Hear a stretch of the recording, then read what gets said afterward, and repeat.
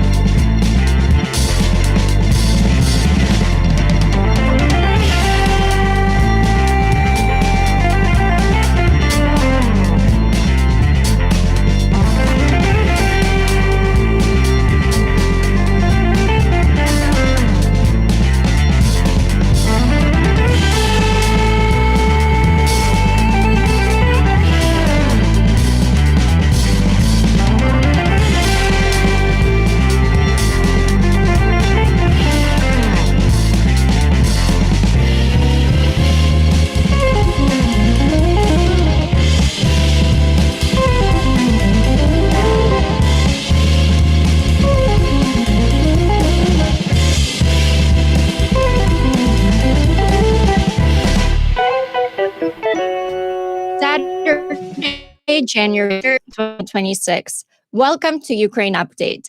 This week didn't just escalate, it snapped. Across 3 continents, the ground shifted at once, and every shift pointed back to the same place, Ukraine.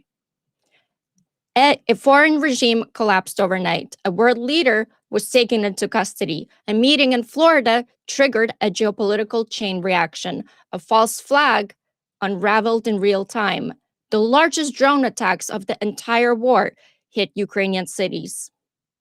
And the United States issued its bluntest warning yet about what Russia may be preparing next. Inside Ukraine, intelligence pulled off one of the most sophisticated operations to date, and Kyiv's entire wartime leadership structure changed in a single announcement. And all of this is happening as Ukraine enters 2026 with a military arsenal that will redefine the battlefield and terrify the Kremlin. That's the first few days of 2026. I'm Slavi. This is Ukraine Update. Let's say hello to the panel. James, I see you're back. Welcome back. How are you doing? Howdy, howdy. I'm doing great. You know, we had terrible snow out here in Donbass, and but you know, there's been fewer drone attacks, so that's great. You know, it's I just got some great news about my laboratory, and getting some new engineers, and we're going to be really cranking out the fiber optic drones. So I'm very happy about that. Those of you who'd like to support my work with Azov International Battalion, you can go to yukraine.com. So that's the letter Y, the word Ukraine, all together.com, and help support my battalion in the work that we're doing. And you can see some of the things that we need for the laboratory right there, in fact. So you can donate directly to the International Battalion in the first link up at the top, or you can you know, help us buy, you know, supplies that we need on the daily basis in the links below. So Absolutely. thank you very much. Well, thank you so much for being here. Looking forward to hearing more from you. Johnny, welcome. How's it going? It's going good. We have a little bit of rain here in Los Angeles. I was kind of curious to hear some more from James. Maybe we'll get to do that a little later in the stream. How does the snow affect the battlefield? Like, I know, any kind of All right, change well, of we can leave weather. the conversations until later because these are just introductions right now. Yeah, but Commander good McMillan, question. Commander McMillan, how's it going? I'm doing great. Fantastic. Great intro. Keep it brief. And then our host, Dick, how are you? Oh, I'm fighting some back issues, but it's better today than yesterday. Yesterday was way more of a struggle. And then, pulling my head out of the cloud of a muscle relaxant and a painkiller and maybe a beer or two as well. It's just the whole world has completely flipped again. I barely even got to have a hangover in the new year, and all of a sudden it's gone to hell. And speaking of which, Slavi, where would you like to start in this mission of what the fuck is going on? Well, the latest on United States did a special military operation on Venezuela, and it was major, resulting in the capture of the Venezuelan dictator, Nicolas Maduro, and his wife, Celia Flores. They were both dragged in the middle of the night out of bed. This was a coordinated strike, targeted military and intelligence infrastructure across the country. The operation, which began shortly after midnight on January 3rd, last night, marks this as the most significant U.S. action in South America in decades. And this directly impacts networks that are actually tied to Russia's global operations and China's as well, and Iran's. So this is huge, and we can all argue both cases that this is terrible news for Ukraine, but also at the same time, maybe it's not so bad. There's a lot to unpack. Yes, definitely. Well, it's an American military operation. I'm feeling compelled every 15 minutes to get up and salute a flag or something. Just idiotic. But think about this. Nobody's talking about the Epstein files. You think? You think this might be a distraction? No, couldn't possibly be. Not our good orange president. Yeah. He wouldn't literally come that close to starting a war just to get away from the fact that he's an absolute creep and so are his buddies. No. Thing is, United States is framing this, it was for the drugs because it was Venezuela that was importing, fentanyl and cocaine to United States, but it's really about oil. And actually Trump, he admitted it. It was like, this is about oil. So it's going to be very interesting to see how will United States go about it legally, trying to get Maduro on these drug charges. And there's also weapons charges that they're trying to get him on that were supposed to go against United States. But it's legally, that this is not the case. United States just wants to go in for the oil. That's all. If this had anything to do with drugs, then that other dictator drug guy wouldn't have been freed by Trump. Yeah.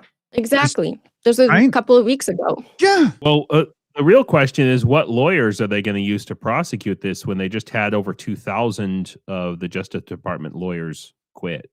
Yeah. So, I'm sure that there's some Fox News commentator they'll draft into the job. This isn't about actually trying a case via jurisprudence. This is about the court of public opinion. That's all that matters. Yeah. Yeah, this is a show for social media in a way, right? Yeah, exactly. No. Well, that dog ain't going to wag itself, guys. So. Well, we have responses from Russia came out with a response really fast. They condemned the U.S. operation as an act of armed aggression that is deeply concerning and commendable, calling the pretext like narco-terrorism untenable and demanding an urgent UN Security Council meeting to prevent escalation. The Russian Foreign Ministry expressed solidarity with Venezuela, urging dialogue over force, while Putin warned of serious regional and global consequences and accused the US of ideological hostility. Guys, this is great because we want Trump upset with Russia because they were getting along way too friendly. Yeah. And so this could play out well on don't forget, recently, which we'll get to it, Putin lied to Trump about Ukraine striking his house with 91 drones. And later on, the CIA, they told Trump, the intelligence, they're like, no, that didn't happen. And then Trump retweeted an article. They're like, yeah, you're right. Of course, he couldn't say it himself to Putin or whoever. Right. But he just retweeted an article. So at this point right now, I think Trump is pretty upset. And if Russia keeps going like this, good. This is good. We're on the right track. Also, China's response. So Chinese foreign minister was actually in Venezuela the night before meeting with Maduro. And China stated it is deeply shocked by U.S. military strikes and capture of Maduro, strongly condemning the blatant use of force against a sovereign state as a hegemonic behavior that violates international law, infringes on Venezuelan sovereignty, and threatens peace and security in Latin America and the Caribbean. China urged the U.S. to abide by international law and the UN Charter, firmly opposing such actions. As they just swarm around Taiwan while they're typing that out. Come on. The difference in their thinking is that Taiwan is part of China. Right. So anything they do there is justified. Venezuela is a sovereign state.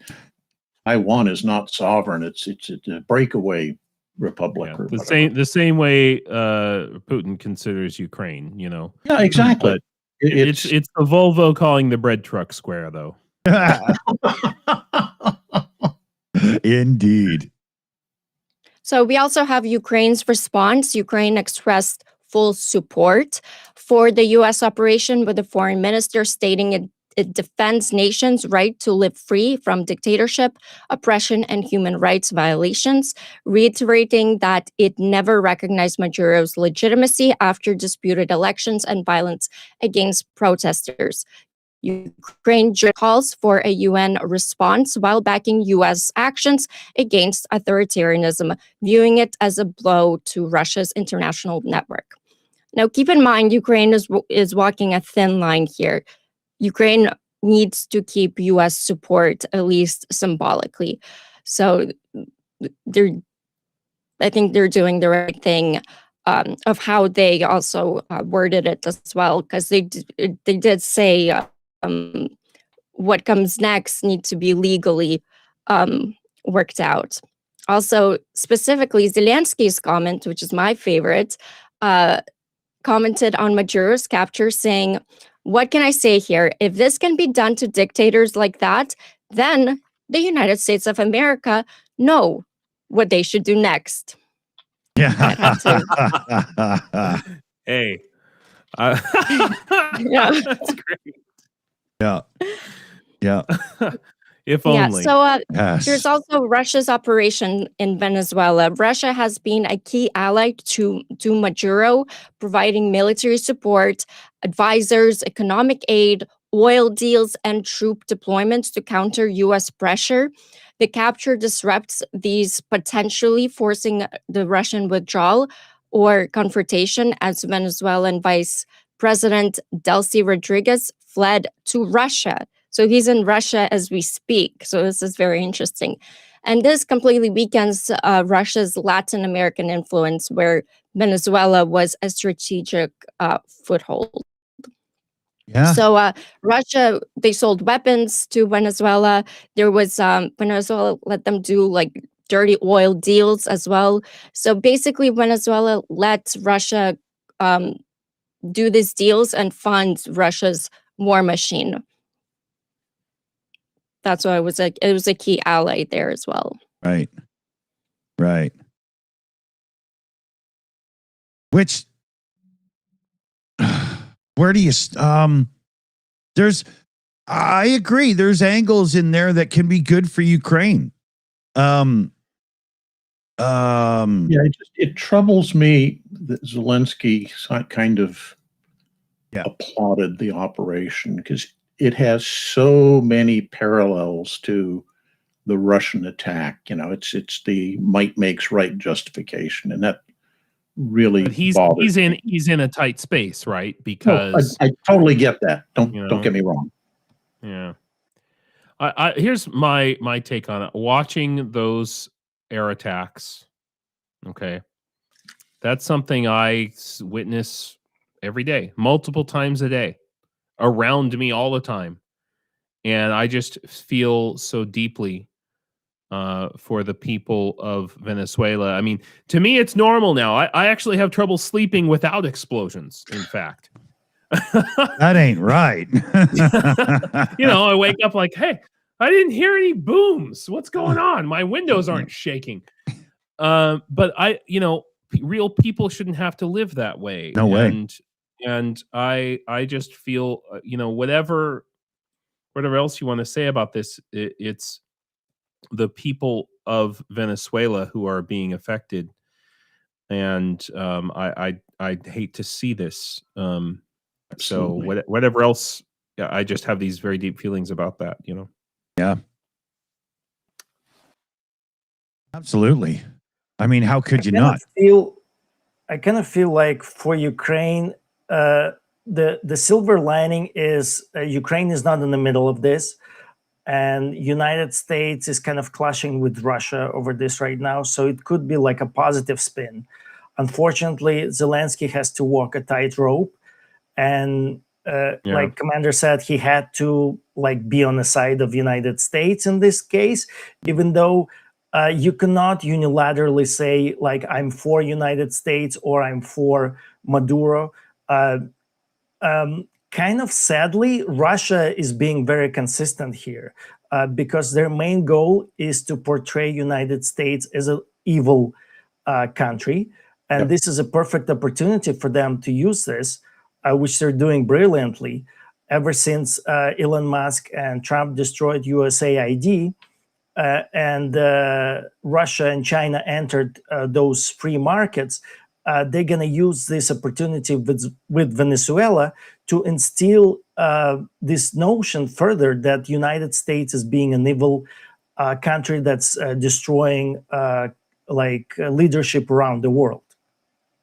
Well, Putin has to pretend to not be Agent Krasnov's friend.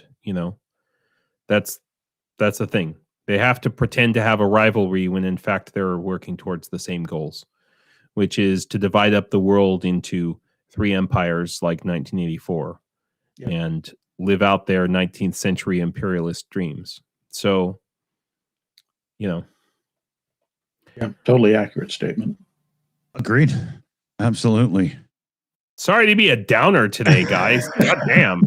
We've got all this other time to, oh, nice. Let's get really down today. Well, this is what happens when he's not woke up in the middle of the night by explosions, Exactly.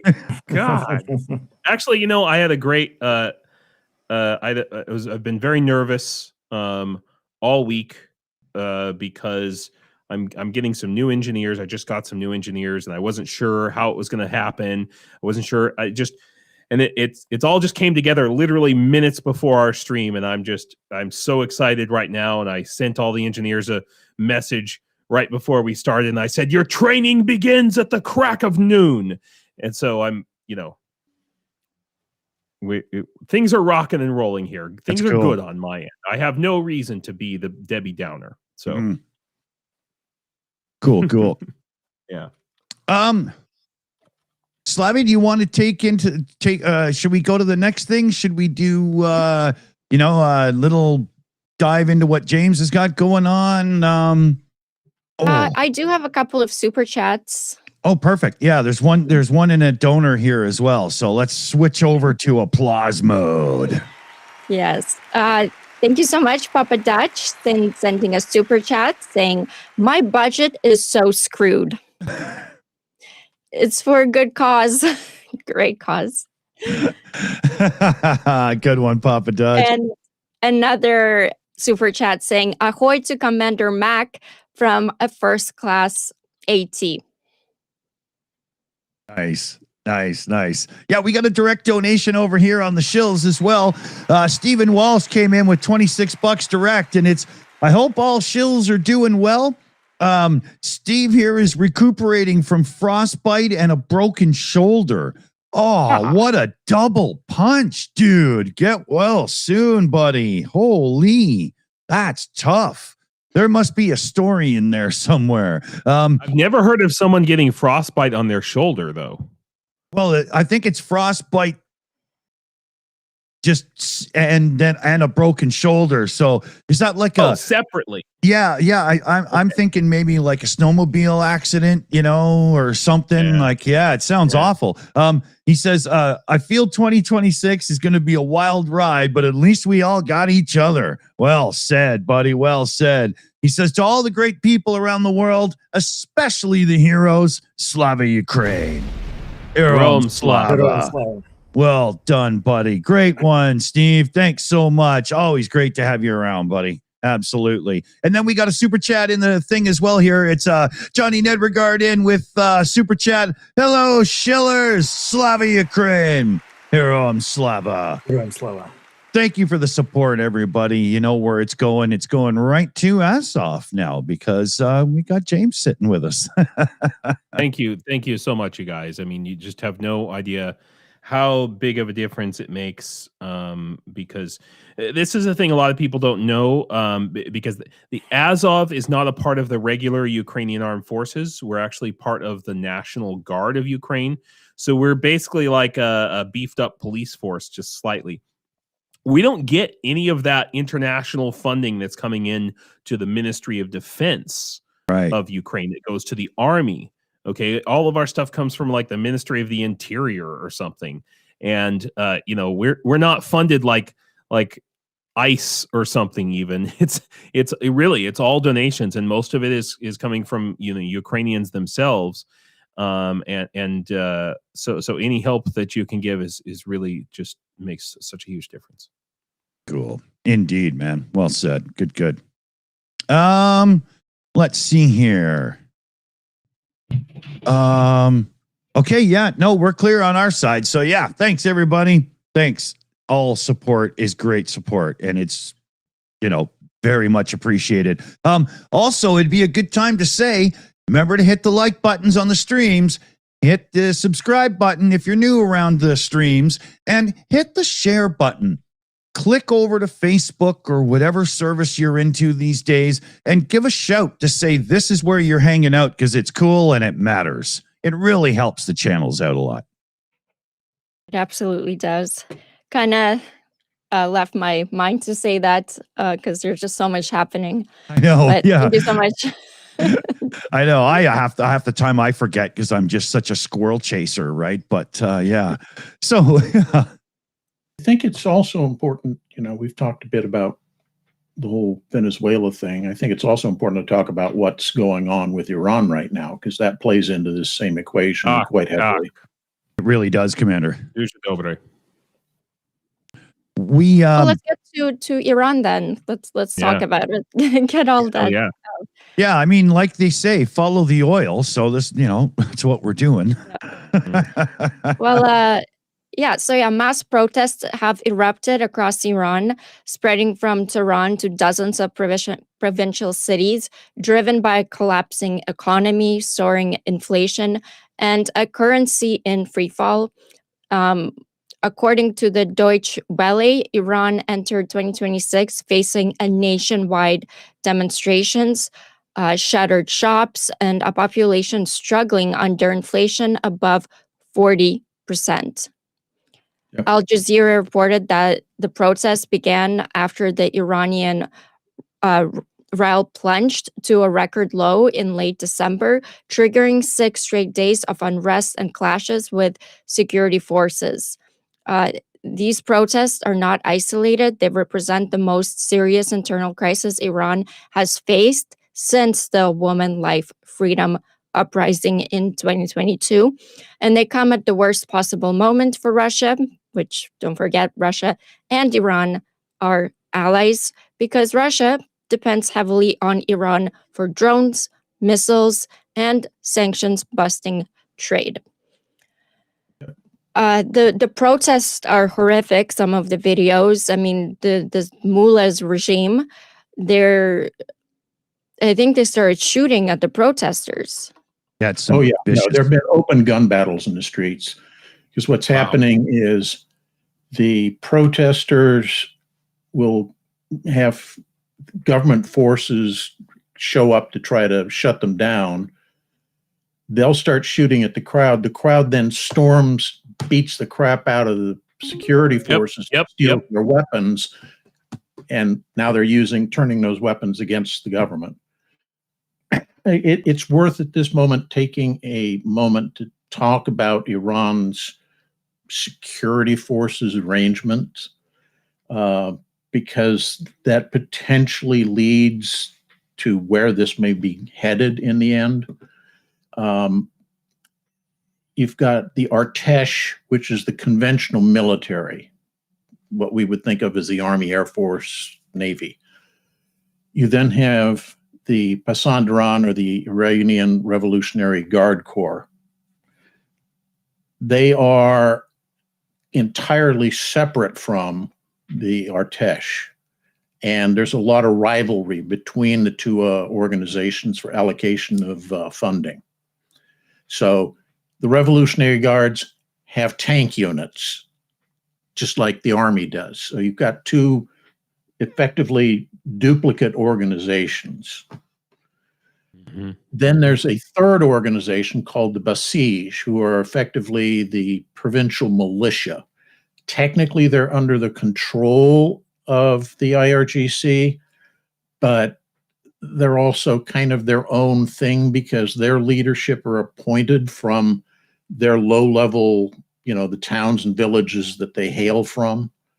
So they're answerable to, the Revolutionary Guard and up to the main government, but they are also kind of semi-independent. And then within the IRGC, you have a separate organization called the Quds organization, which is the force that orchestrates all of their unconventional and terror attack or stuff. The support to Hamas, for example, with the October attacks a couple years ago. Mm-hmm. That was orchestrated by the Quds organization. So all of these agencies are competing with one another. And it's easy to visualize a situation where some enterprising officers in the Artesh may decide, hey, this is our opportunity to take control, and then you get fighting between Revolutionary Guard and the Army. And then you've got the protesters. That's when it's really coming to that's when it's like. Exactly. Yeah. The protesters, the issue there, they don't seem to have much in the way of an organization. There's no figurehead they're holding up as this is the guy we want to succeed. But we're seeing a lot of people talking about bringing back the Pahlavi royal house. Wow. The heir is, I believe, living in the LA area. The issue there is you have to remember how despised the Pahlavis were by the non-urban population in Iran. The people in the big cities kind of liked them. That's where all the money was going, to improve the cities, kind of Potemkin village sort of thing, except real improvements. Right. So the farmers and the small towns and villages that make up the bulk of the Iranian population didn't see any benefit, and they hated them because they were making so many changes that were to the detriment of rural population. Mm-hmm. So anybody trying to bring back the Pahlavis, you potentially then end up with yet another faction involved in this multifaceted struggle for power. Yeah. So this is an extremely volatile situation, and I don't think anybody can make a good guess as to where it's likely to end up. Well, I mean, Wow. it's the start of a civil war, essentially. Yes, potentially. Yeah. It sure looks like it from the videos. I mean, it's Yeah. a war zone. If anything, it doesn't look like protests anymore. Yeah, agreed. You know, when you see it, it's just, oh wow. Thank I'm not The there. thing that made me think that this is very likely to come to a head in terms of maybe a civil war or something is Iran is one of those countries that is really has the tendrils of the security apparatus go way deep into society. There's informants everywhere. There's CCTV cameras everywhere. And yet the protesters, let me try that in English this time. The protesters are making very little effort to camouflage who they are. Yeah, because at a They're certain not point, wearing masks or anything. They're out in the at a streets certain point, protesting. you're just like, I don't have anything to lose. Yeah, that's exactly. what that's showing. They don't have anything to lose. They don't care anymore. Screw it. We're doing this. That's And as I brought up on the Sunday show a couple weeks ago, they're also facing a critical water shortage in Tehran and many of the cities in northern Iran right now, Yeah, it's to the extent that they are already engaged in forced evacuations of the capital. So they're rounding up people in poor neighborhoods, putting them on buses and trains and sending them outside the capital because there isn't enough water to support them. yeah.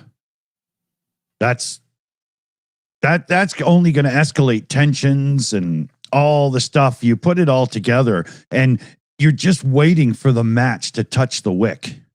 Exactly. So do you think that the tipping point was the currency?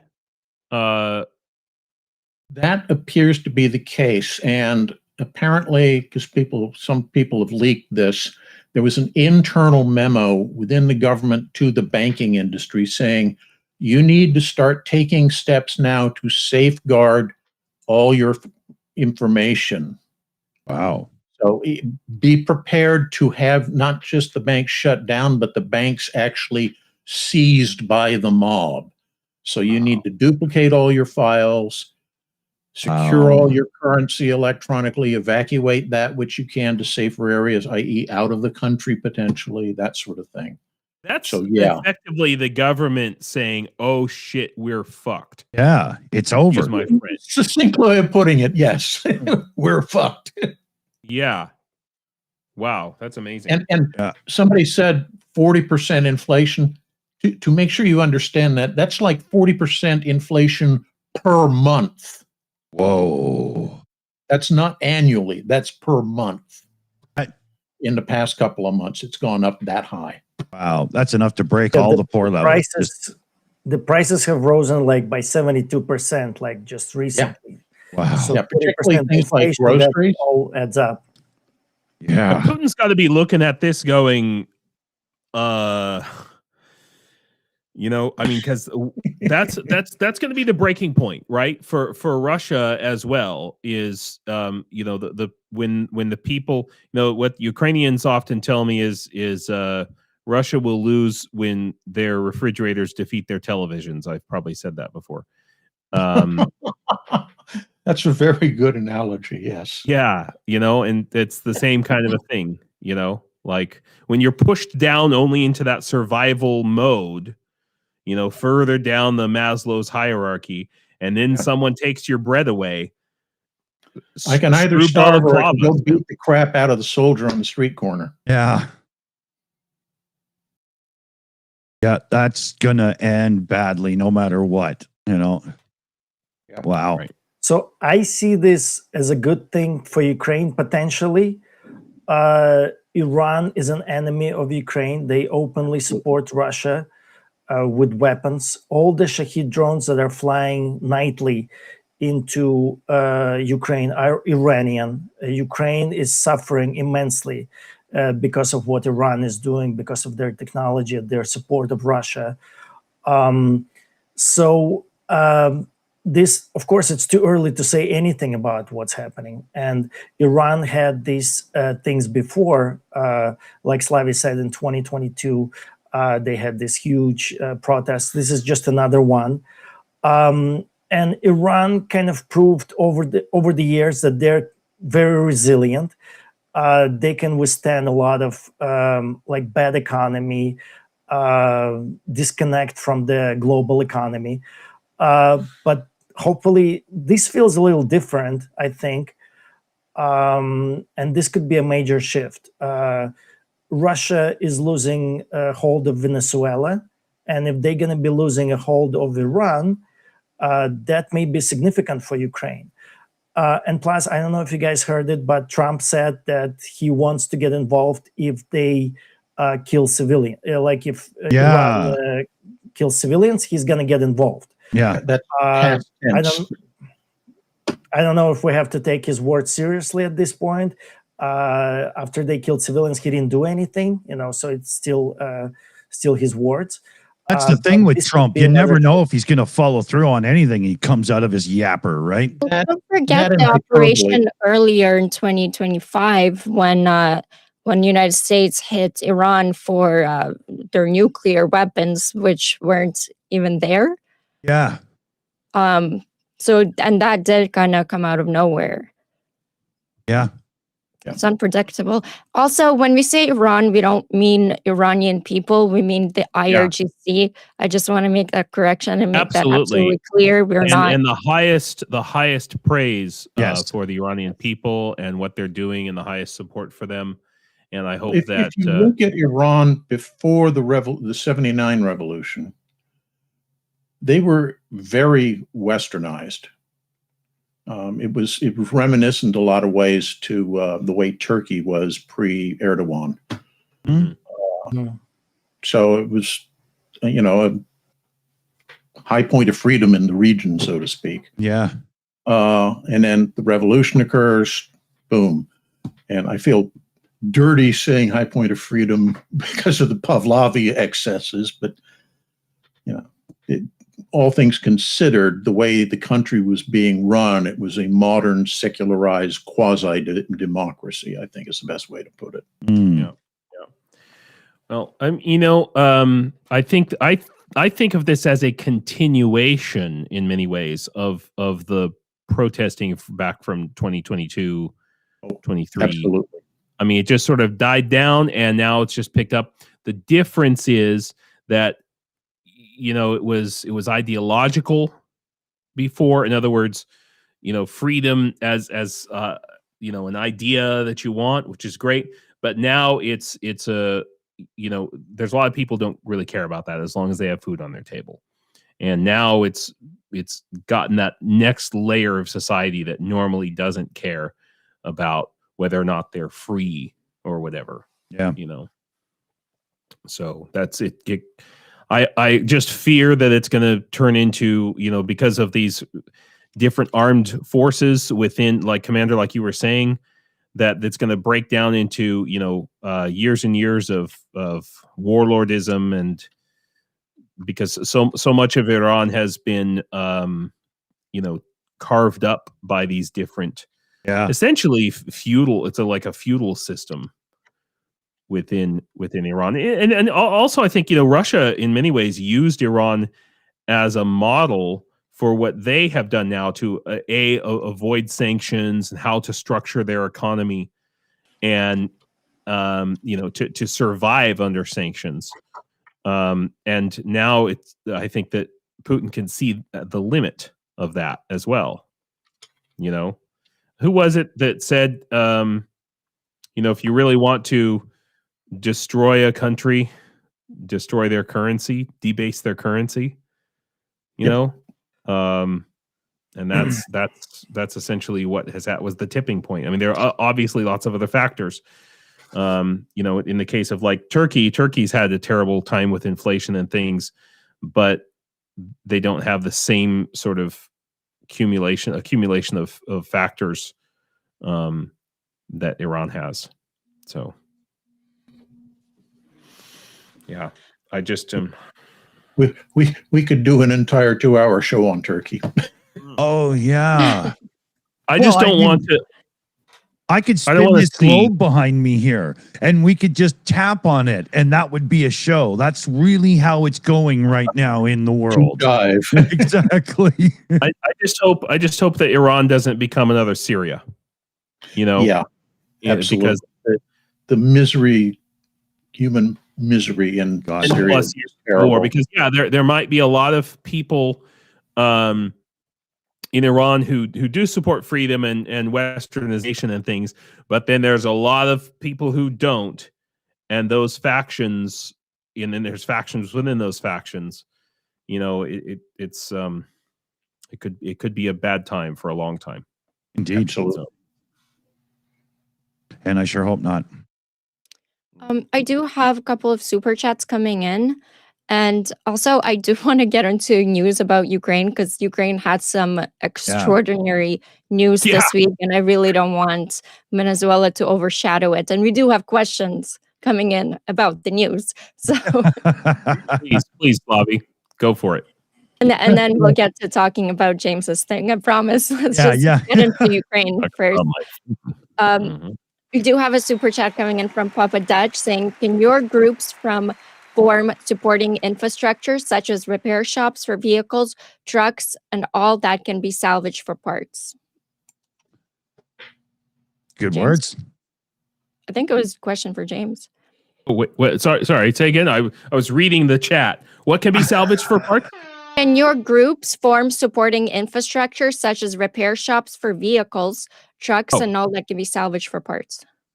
Yeah, that is something that is in the works that we are, planning on. I mean, we're constantly facing problems with broken down vehicles for all sorts of reasons. Not only that they get hit or they hit mines, the freaking roads out here are like the surface of the moon half the time.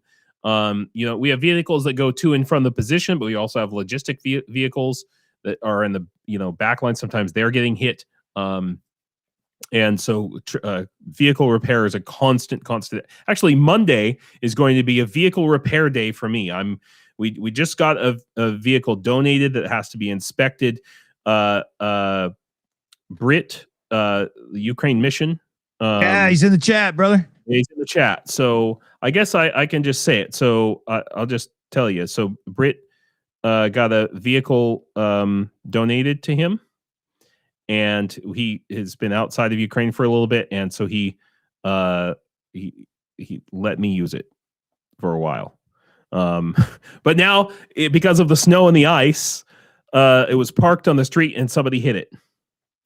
And so it has needed some. It had actually had a couple of issues that needed to be. So we have to get that repaired, and then another vehicle for my lab has to be repaired. And that's just in my part of the battalion. There's other parts. It's constantly a problem. So, and we have some cars that we just have to junk them, and they're sort of building up, and it's going to be a real question. I don't know. It's something we're working on, though. Then Papa Dutch is sending another super chat saying cutters, welders, and machine shops. Yeah. If you have that.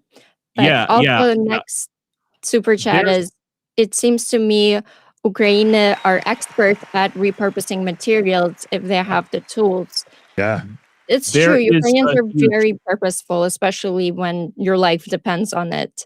So yeah, there's a huge number of people with expertise in exactly that, like welding and all of these like heavy duty trades here.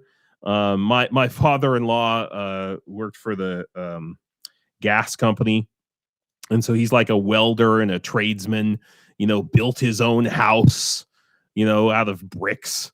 It's just amazing the things he can builds all of his own farm equipment himself with his welder and all of his this stuff. Oh, it's amazing, So yeah, a country full of MacGyvers, man. Pretty much, really, and even in my lab, I've got this one guy, older dude, Ukrainian, and he's building newfangled drones all the time, just coming up with all kinds of crazy ideas, repeaters, and and different types of bombers and this and that, and 3D printing new things. The guy's, I don't know, 65 maybe, something like that, and just it's amazing the things he comes up with. It's fantastic. Yeah. I got another super chat from Papa Dutch saying tools for Ukraine, playing off of Cars for Ukraine. Yeah. And it, it's funny on my website, on the whyukraine.com website. It's a lot of what I had up there until recently, and because I'm getting all these new engineers, I'm going to go through a big thing and buy a whole bunch of tools. This week is going to be like shopping week for all the tools. So all the support you guys have given over the last few weeks is going to go mainly towards buying those tools for all of my new engineers. Cool. Previously, people have supported me on that site and bought tools. We have like 5 Ukrainian engineers, and I was able to buy almost all their tools as well. So, and that's really super vital. So that was happening all summer and fall. People were supporting my laboratory in that way, and now we're expanding it. So awesome. Yeah. So yeah, donations are very welcome, people. Let's see if we can't get the nest egg up so they can get the labs up and running real nice for the new people. And Hoobs Groove here just asked, what tools are you looking for? If you go to my website, you'll see them, and I have a bunch of new ones I have to put up on there, but as we need them, I put them up on the site. There's usually a little bit of a delay, but yeah. So right. You'll see. I do have a super chat for you, James. If we can get that answered, and then we do have to keep on going. So the super chat for you, James, is James, do you have a form letter or list of parts I can add into my letters, phone calls, my US reps, or things I can add in when I correspond with my legislators? I mean, I could. I mean, find a way to get in contact through Dick here, and I can certainly produce that very quickly. It's an endless list, however. I mean, but yeah, we're constantly in need of, there's some things that we're constantly in need of, and some things that we need, periodically, like we need to buy a bunch of tools right now, but we're constantly in need of fiber optic spools, constantly in need of certain parts for drones, that sort of stuff. So yes, I absolutely can provide that list. Just get in contact somehow, and we'll. Yeah, you can get in contact with me on the Discord server. You just right click my name and click message, or you can email me directly at thesillyshill@gmail.com. I know it's a tongue twister. It was a stupid idea, but we're stuck with it. The Silly Shill Show. the Silly Shill Show sells seashores by the seashore. Yeah, exactly. And that message was from Bert Gummer. Thank you so much. Oh, sorry, 6969. Thank you so much, Bert Gummer 6969, for your super chat. Another super chat from Papa Dutch. He's saying, I asked Papa Dutch, you've been drinking. I know it. Sorry, go ahead. I asked Professor Gertis if there was a clinical term for someone who is consistently inconsistent in regards to Donald Trump. I think it's a medical condition. Isn't that called Trump derangement syndrome? That's what happens when you wake up with Putler's hand securely latched to your own nutsack. That's just how the behavior happens. Oh, I'm pretty sure I thought he was a puppet, isn't it? Well, he's squeezing him just to wake him up so that he can, then stiff his hand straight up his butt and use him like Kermit the Frog. Right. Okay, that makes sense now. Yeah. And one last super chat from Papa Dutch saying, from Band-Aids to xylophones. Thanks so much. Thank you, everyone, for your super chats. Love you. And thank you guys for donating to James's campaign as well. And let's get back to talking about Ukraine, news about Ukraine. Indeed. All right. And this is a really extraordinary news. So I'm very excited to present this. Ukraine's military intelligence faked the death of Denis White Rex Kapustin deceived the FSB, who exposed a Russian assassin network and then collected a 500,000 bounty that Moscow paid out for the kill to Ukraine. This was not an accident, not a lucky break. This was a deliberate, multi-stage counterintelligence operation run at the highest level of Ukrainian intelligence and personally overseen by Kirill Budanov, which we will get to in just a second because he's got a new job. Yeah, let's throw in a congratulations here. There we go.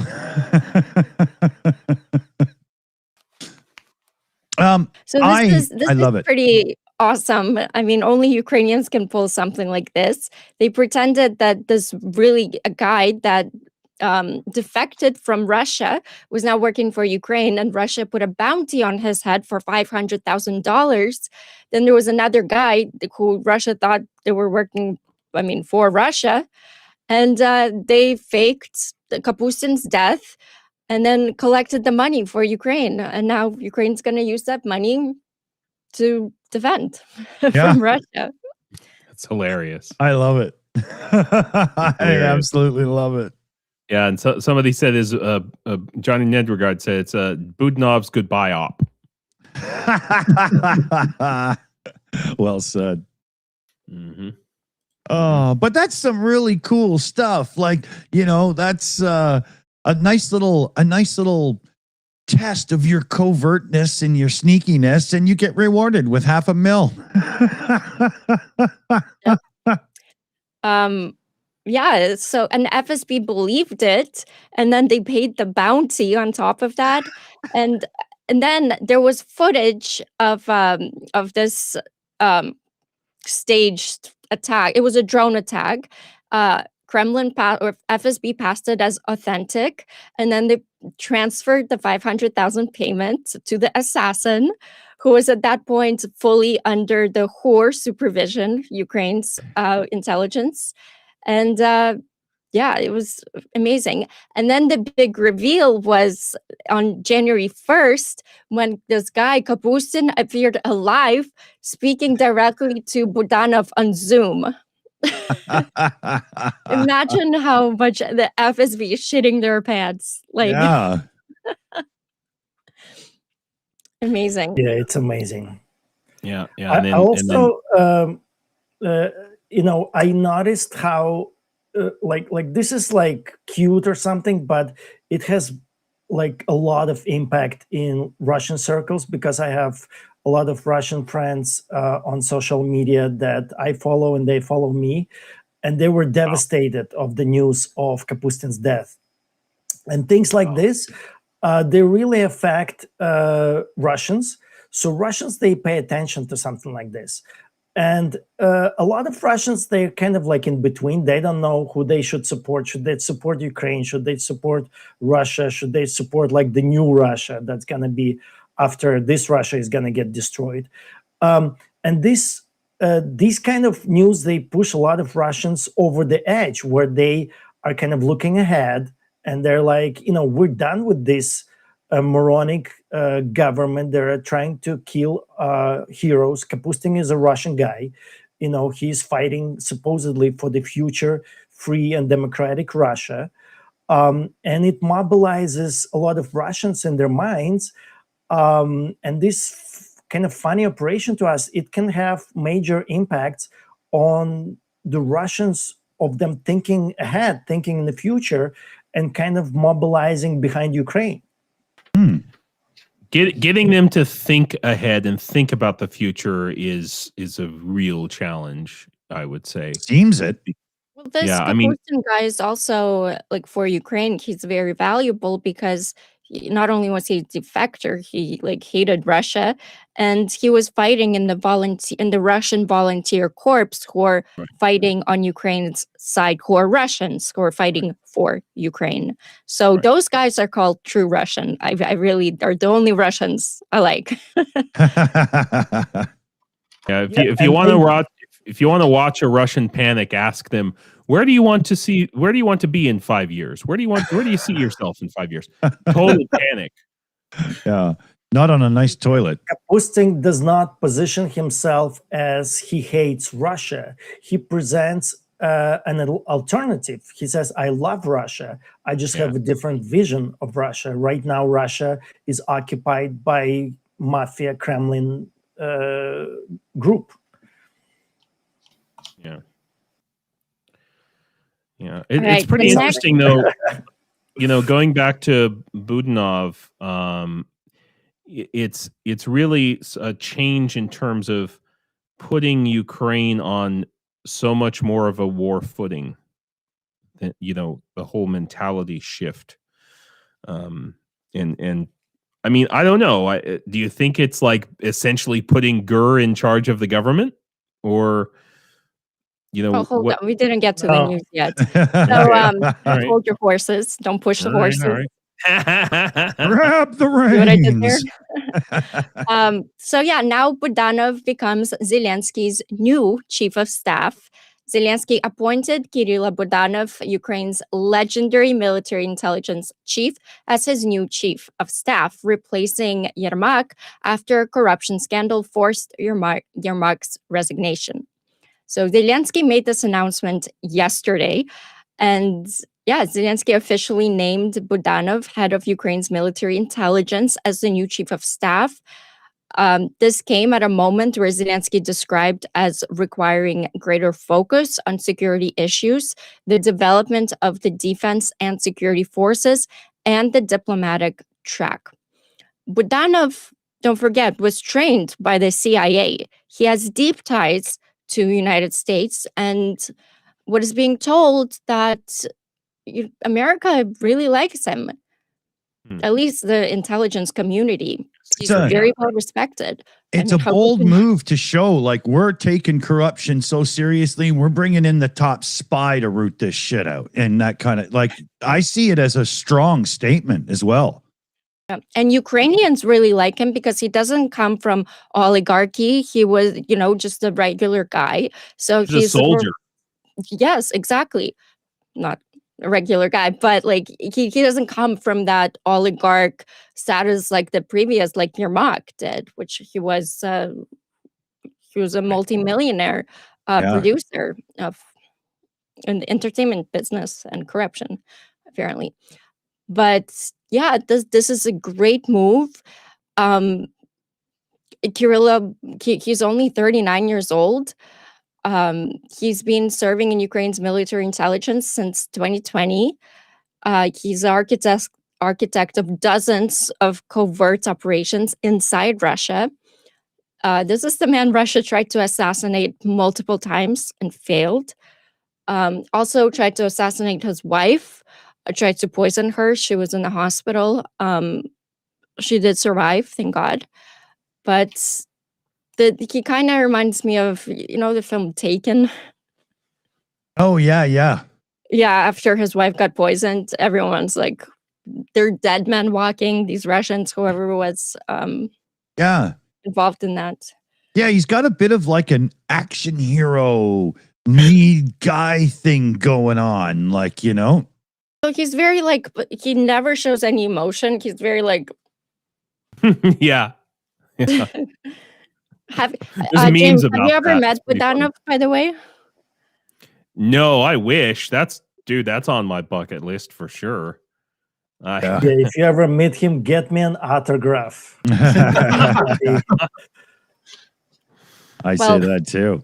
We did have a question coming in about who's going to take Budanov's place, and it's Oleg Ivashenko. I don't know much about him. Maybe James, you know more about him. But he's going to be the new chief, the new spy chief of Hur. Yeah, no, when I join Hur, I will be able to let you know. But but that's down the road, I guess. Yeah, we'll have to do a little looking into him. I don't know Oleg Ivashenko, but I do think that putting Ukraine's entire government on that sort of war footing and getting more security for Zelensky. Hmm. Is really what this is, and so I mean, I think it's absolutely fantastic. Yeah, great. A couple the of super chats follow-up- I want to get to before you go there, Slavy. David N with a direct Ko-fi donation there. Slava Ukraine. Herom Slava. Wicked shout there, David N. Thank you so much. And then Niles Knudsen in the chat is gifting out memberships. There was 10 of them, no less. So huge shout, Niles. Thank you so much. We love having new members around here. Absolutely. You know, We also one have thing a couple of super chats from Papa Dutch. He's saying, my bong is better than your bong. Yeah, Another well, one from- that explains it. Yeah. $2 is what my 2 cents used to mean. Yeah. Another super chat. So, hey, Ivan, how are the toilets selling? It's called inflation. Oh. Papa Dutch, I like you when you're, with your Playful? bong.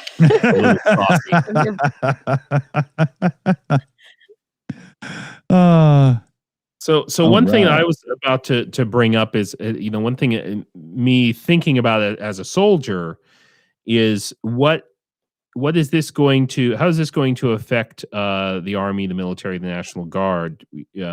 Is Budanov going to help push for more reforms within the Ukrainian army and armed forces? For more change in terms of command training structure. How is this going to affect the soldiers on the ground is the thing. I mean, it remains to be seen. We can have hope, but I don't know. It's good that a soldier who was on the ground is now at the top. That is a big positive thing. So Can't be bad. What do you think, Commander? It's difficult to make large systemic changes when you're in the middle of a conflict. It can be done. It has been done, but it's a huge challenge. And you have to kind of limit how far you're willing to go. Makes sense. Yeah, I mean, the perfect example, of course, is like during the English Civil War with the parliamentarian faction getting its ass kicked and basically a systemic pause while Cromwell creates the new model army, which suddenly changes everything on the battlefield because they're fighting in a very different way with actual trained, well-equipped personnel. I think Ukraine's war record thus far shows that they don't need huge changes, but they definitely probably need some. So it's a matter of knowing how far to push that envelope. Yeah. Another makes sense. question that was there was a follow-up to will Budanov be at peace negotiations now? I think that he was placed specifically to deal with Americans. So I don't know if he'll be the front man of peace negotiations, but to deal with Americans and perhaps get what Ukraine needs from Americans. As I said before, the CIA kind of brought him up and he is, they really like him. So maybe it's for some kind of intelligence sharing purposes. I mean, we won't really know, but I think. But the obvious question is how many of those CIA people who brought him up are still with the CIA? Because we know the Trumpians have purged so many federal agencies, including CIA. Yeah. But that's another different story. The Ratcliffe guy, he's actually is turning out to be a key person into kind of keeping swaying Trump towards Ukraine. Kind of the only one that's like Radcliffe. Yeah, John Ratcliffe. Okay. So he may turn out to be a key person here.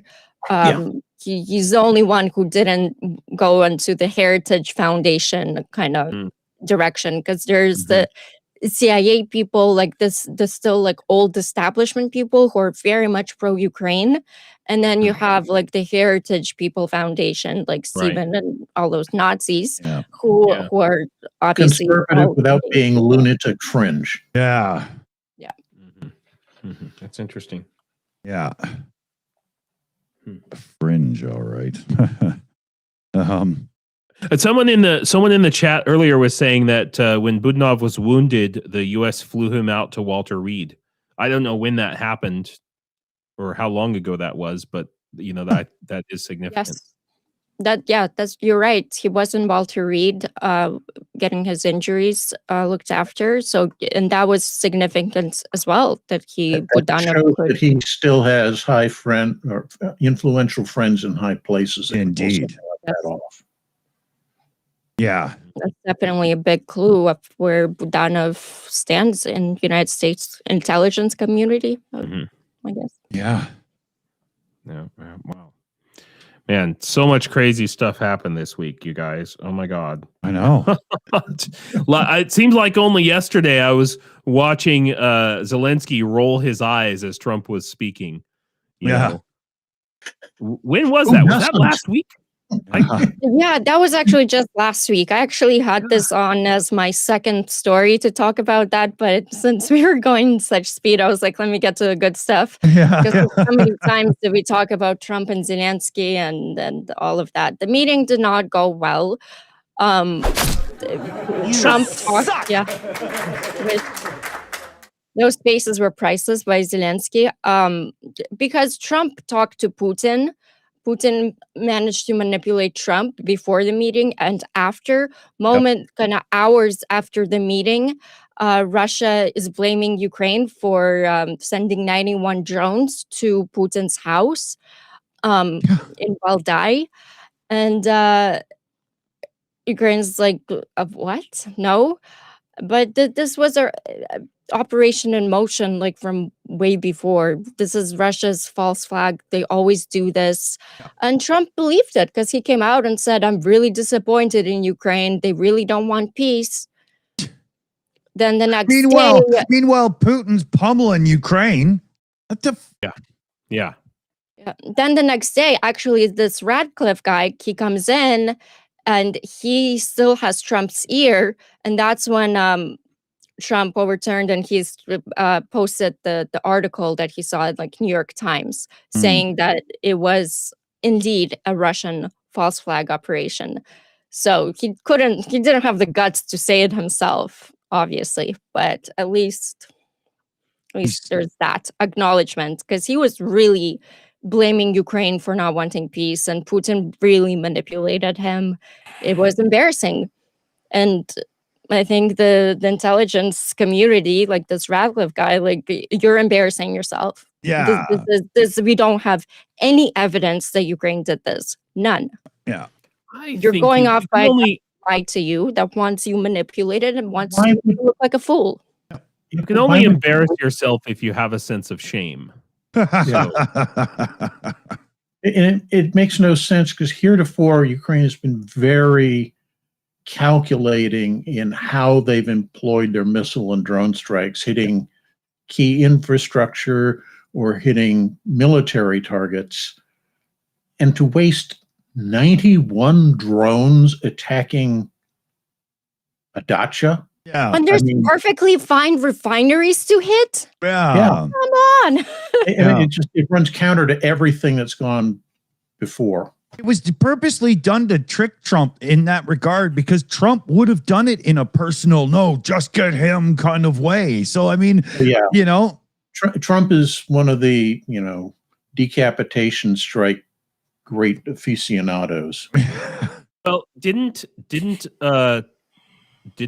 Trump or the American army attack a certain president's house? Yeah. Like today? Yeah. Yeah.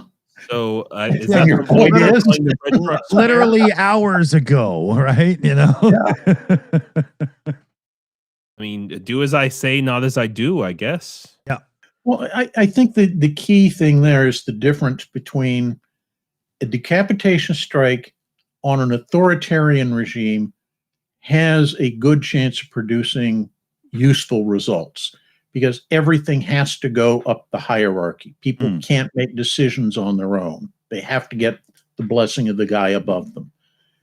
But if you do it on a democracy, taking out the leader doesn't do anything in those terms, because you've got a designated line of succession that everybody defers to.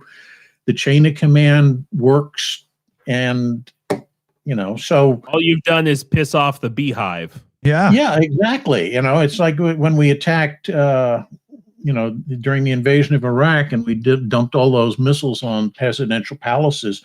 Even though it didn't kill Saddam, that mere act alone caused enormous disruption to their command and control facilities, because he immediately had to go into hiding, and that called into question every order that people down the chain were getting was, is this legitimately from the supreme leader or not? Right. Yeah, the Russians, killing Zelensky or whatever. I pray to God it never happens, but it would be like spitting on a fish. It would be a tragedy, but it's not going to cause a collapse of the system. No, just everybody's going to be even madder and work harder, to fight and win. But authoritarians don't think in that mentality. They are convinced they don't believe that people have their own individuality. The game is over. Yeah. I also forgot to say, Maduro was talking a lot of shit about Zelensky, and Maduro was saying how, Zelensky is going to get canned and stuff like that. And then, next thing you know. Yeah. Next thing you know, he's being dragged by his pinky toe out the bedroom door. Look, they made a deal, okay? Putin said, hey, you let me take Ukraine, I'll let you have my buddy in Venezuela. Yeah. And maybe Greenland too. Yeah. But as it turns out, that it's not Trump's to give. Yeah, so these guys are making deals with things they don't own. Exactly. Yeah. Yeah. Who doesn't have the cards now? Yeah. God, I'll never forget that moment. Oh, he's like, I'm not playing cards. I'm like, this is just ridiculous. God, it must be like I would love in a year after Trump passes away, I'd love to see Zelensky sit down and give an honest interview of what it was like dealing with that flatulent fucking windbag. I think we're gonna get a lot of stories once all this is well and over and done. We're gonna get a very interesting memoir. Oh yeah. Very. I hope so. I'm gonna sleep with it and cuddle it and Me too.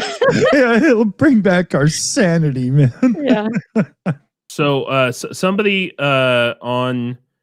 somebody in the chat, Thomas Peterson asked, James, do you have any intel on the IR jammers in the Shaheds interfering with the interceptor drones? IR, infrared, right? Which I didn't know there were infrared jammers, but I mean there are ways to interfere with that. Yeah, I mean that's going to be a cat and mouse game that is just constantly evolving. Okay. And, eventually everything's going to go fiber optic. Yeah, fiber optic interceptors, they've already got fiber optic Millennia drones. So yeah, it is a problem, but it's not an unsolvable one. Sorry to get all technical on you guys all of a sudden, but go ahead. It's your time, James. Go Yeah, absolutely. This is the time to get technical. Yeah. So anybody in the chat or whoever wants to ask some, drone questions or what have you, I'm all ears. Oh, so somebody asked, what is fiber optic? That's a good question. I don't know. Somebody else. Think of a drone trailing a fishing line. Yeah. So all the commands are going through the fishing line to tell the drone where to go. Yeah. So basically, generic YouTube handling of fiber optic. So you know how optics is like your like these are my optics here, okay? And you know how fiber is something like you get in like your breakfast cereal, for example, right? So just imagine I took my glasses and put them and poured milk on it and then ate it. That's fiber optic. There you go. Does that help? Commander's Yes. laughing. It's so funny. Please, I have a weak heart. James, this image goes well with the infrared there, right? Oh, look at that. That's Johnny found that in the new background thing. real quick. That's a new thing that Russians are started to do to kind of blind Ukrainian interceptor drones with infrared lights that they're attaching to the Strobe. back of their wings. Sure. And so that was the question to you. Is that effective? Is that going to stop our interceptor drones? No. Or is that just another fad? I mean, just- okay, so Wouldn't you just adjust for the extra light, close the iris some, and boom, you're all right? Like, yeah, so yeah, exactly. So the IR, so there are heat-seeking missiles, heat-seeking drones, let's call them. Okay, so they are IR-seeking drones, and this is a development where they can be automated in some way. Okay, and that would prevent that. Okay, or inhibit the ability of those automated drones that are homing in on a heat signature, and it would limit but not prevent the damage. So in other words, if your Shahed's getting hit on the outer part of the wing, then you're more likely to be able to take some evasive maneuvers, and that's another thing that these Shaheds are doing. But IR's infrared signatures is not the only thing that they're homing in on. Okay, you can home in on sound. You can home in on visual optics, even at night. Okay, there's and then radar as well. So it's it's yeah. I think that's more for them to feel good about themselves in the end, really. Yeah. I mean, they're trying a lot of different things. Look, what's really going to fix the problem, in my humble opinion, is for the Ukrainian cellular providers to be able to actively detect IMEI numbers and cross-reference them to some kind of a database and figure out which, because that's how these drones are being controlled, right? These Shaheds, in most cases. Wow, wouldn't that turn the table for a little bit, right? Yeah. Interesting. The evolution of drone warfare is so reminiscent to me of early aerial warfare during World War I, Totally. with the constant changing and evolution of how things went. And, there were things that people tried that worked, things that didn't work, like putting steel plates on your propeller so you could shoot a machine gun through your propeller. Not so good, because the bullets tended to bounce back and hit you. Yeah. But the ingenious solution of having it all timed so that the shots go through, that's brilliant engineering, man. I love that kind of stuff. There's a question for the panel, but I think this is mostly for James, from Gen Consensus, asking, I heard some people claim Russia had taken some drone advantage on the battlefield in 2025. Is that accurate? Is Russia targeting Ukrainian drone ops and logistics? Yeah, in some ways, I would say,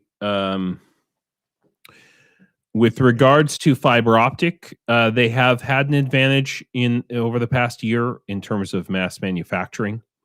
And then the second thing that they've really had is the fixed wing, the super cheap fixed wing drones, not just Shaheds, but I would say Millennia, Italmas, that type of stuff. And it's about scale. It's about scaled manufacturing. So Ukraine develops the technology, okay, and then 2 weeks later, because remember, we got to send these drones to the Russians, and hopefully they blow up. Sometimes they don't.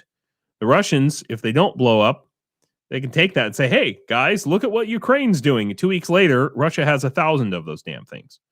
So Yeah, this is the I've been this is the hearing constant that problem. that Russia, but sometimes Ukraine would steal Russian ideas off of Russian drones as well.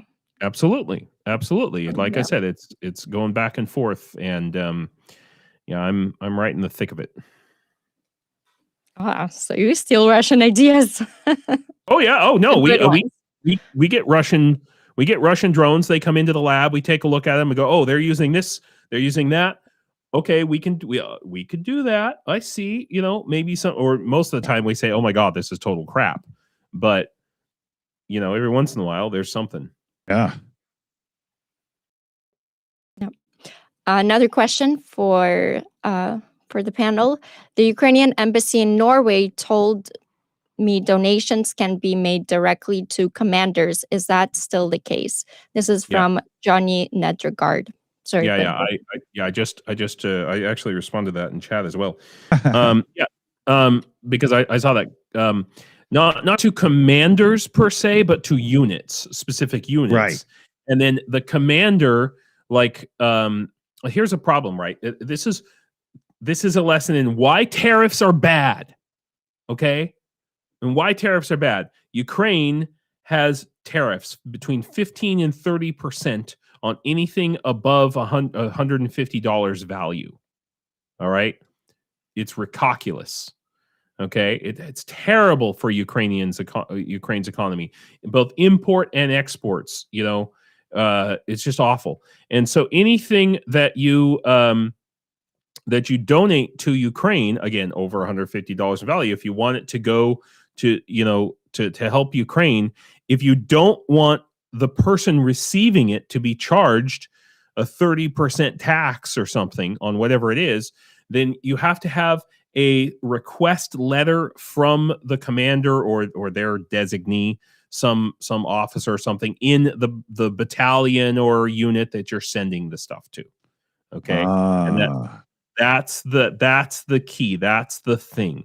Okay. So it's not directly to commanders, but yeah. So, now there are NGOs or charitable foundations, nonprofits, that you can transfer from one nonprofit to another nonprofit. Okay. And that's the way things can work as well. Mm-hmm. But if you don't have that and you want to send something to Ukraine and it has that, I've had donations come to me that I had to say, I don't have any way to take this without paying like 700 euros in freaking tax on it. It's crazy, absolutely crazy. And this is it's a holdover, I would argue. Maybe Johnny or Slavi, you can argue with me about this. It's a holdover from like the Soviet Union, where imports were taxed, that incredibly because they didn't want people getting foreign stuff or whatever. And it's again, Ukraine has a flat income tax, so they don't have progressive taxation. Right. So the government, to some degree, relies on this, but it really shoots the Ukrainian economy in the foot. This is wow. If Ukraine could make any changes outside of the military ones, the two most important changes would be to get rid of almost all tariffs and move towards progressive taxation. Those two things would massively help the Ukrainian economy and funding the Ukrainian government. Good points. It is a leftover from a pre-war economy that Ukraine was having. And it does hurt Ukraine right now. Ukraine, in this case, is also trying to walk a tightrope, because any kind of changes that they're doing, it sparkles outrage in Poland, in Romania. It's also fueled by Russian misinformation. So whenever Ukraine is trying to ease some of these restrictions or things that are making it harder for Ukraine to obtain certain products, it's viewed, let's say, by Polish farmers like an attack on Polish economy. Then it's fueled by Russian misinformation campaigns. Then we have Polish people standing on Russian border and blocking trucks coming into Ukraine. We've had that happen before. So unfortunately, it's when Ukraine is trying to change some of these things, it's an act of war, and we have to fight with Russian propaganda machine, with Polish farmers, with a bunch of different things in all those areas. So it's really hard to do. But at the same time, like James, you already mentioned some of this. Ukraine did create all kinds of exceptions where this would apply, like for commanders, for NGOs, for things like that. And volunteers, they kind of figured it out, and they have like these networks where they can send from one to another to kind of get around. I'm in the process of finally breaking down and creating an NGO or a charitable foundation here in Ukraine and a nonprofit in the United States for this purpose. I should have done it 3 years ago, and it's scary to me. I'll face 1,000 drones and freaking Russians or whatever before I want to face 1 page worth of bureaucratic paperwork. Yeah. You know?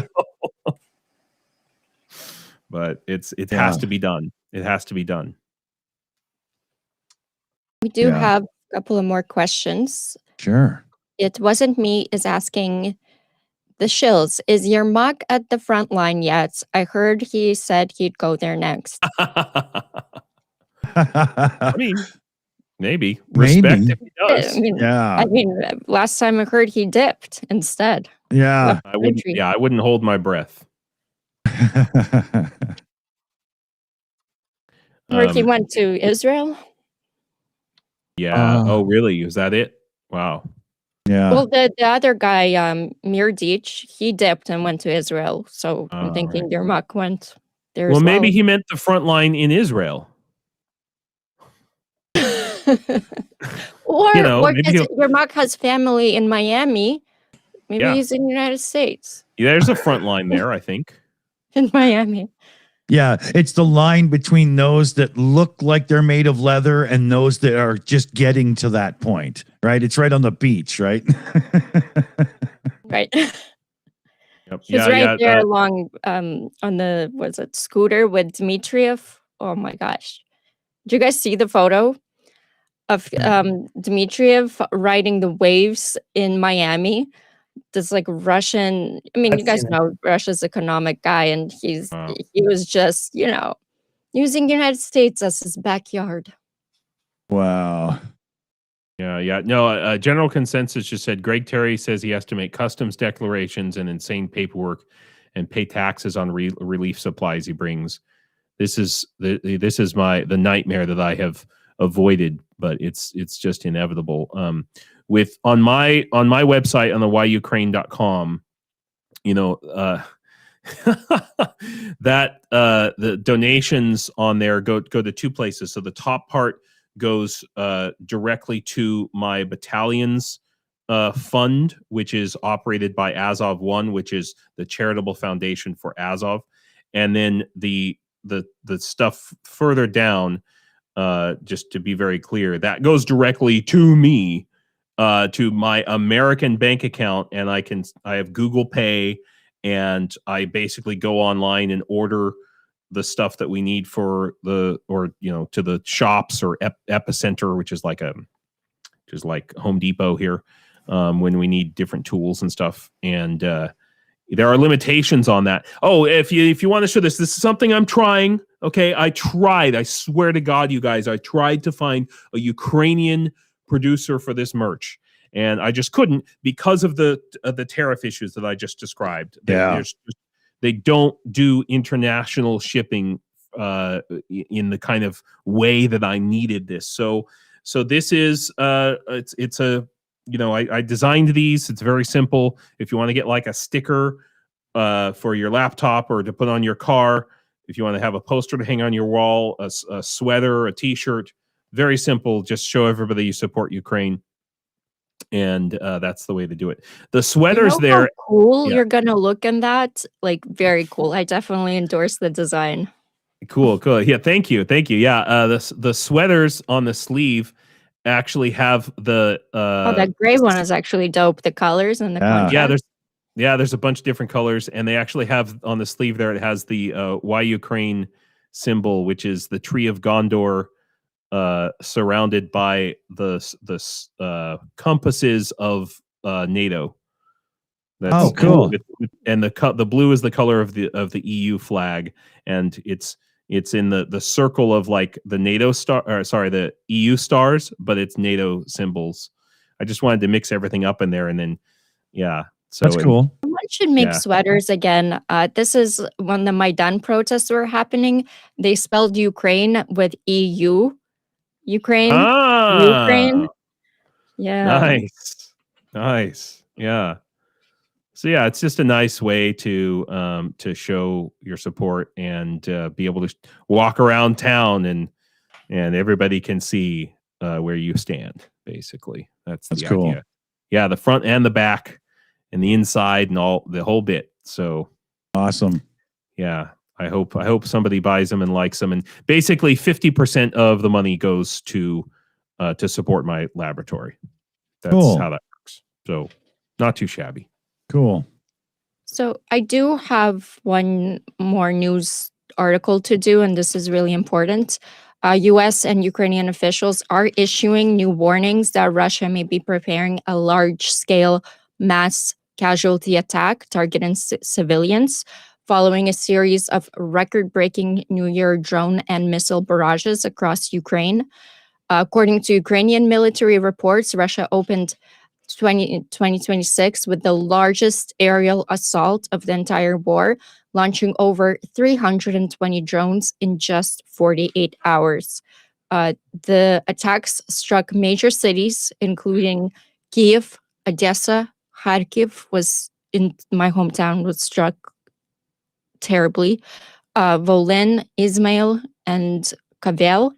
With Ukrainian officials saying the pattern suggests Russia is testing air defenses ahead of a larger operation. U.S. officials publicly condemned the strikes, saying Russia is needlessly killing a lot of people, unusually blunt language that signals Washington sees a serious escalation risk. Right. So...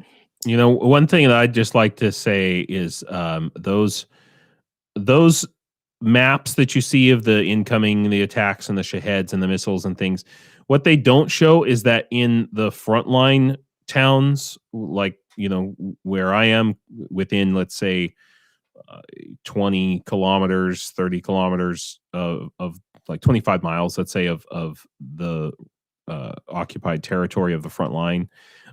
There's constant shaheads, millennias, which are the fixed wing drones, shorter range fixed wing drones, other FPVs coming in and attacking houses and civilians, and it's so much that they don't even bother to report it. So it's just ongoing, constantly, all the time. Yep.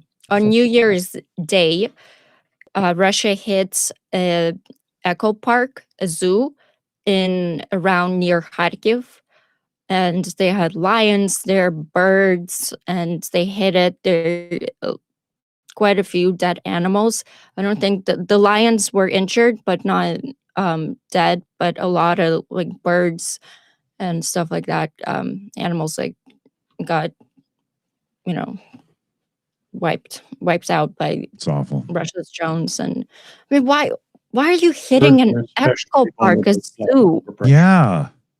I mean, animals are better than Russian creatures, I swear. By far. Even the honey badger is way cooler, right? Way cooler. Yeah. Have you guys seen the cavalry? The Russian cavalry? Yeah. Good God. You're joking, right? Like, No. It's disgusting. It's What do you think was going to be? They had donkeys. Now they're doing cavalries with horses. They're riding in on horses, but it's not like it's more like 2 or 3 horses at a time. Usually like two horses maximum. It's not like a full on like horns blowing. Sure, it's not just dudes in suits being rode around on. Like, that's a possibility. Wouldn't they eat the horse? That's next, Dick. Yeah. That's next. There's a funny meme actually that's like how Russia has downgraded. So 2022 tanks, 2023 like biker or like scooters Yeah, or mopeds. whatever, and then Yeah. like so now it's down to horses. But guys, Ukraine did not hurt the horses. Ukraine kept the horses. Ah, They Yeah. love horses. Don't Amazing. push the horses. Don't push them. There's a very good video how a Ukraine drone operator, he specifically did his best not to hurt the horse, and he did hurt the guy riding it, and her horse survived, and Ukraine Well, the horse bucked him off. The horse bucked the said Smart horse. said the horse said "Ruck Fusha," and it's a Ukrainian horse, obviously. So I never- said Slava Ukraini. yeah. I never thought this song would pertain to Russia, but they'll be riding 6 white horses when they come. I mean, what the fuck? yeah.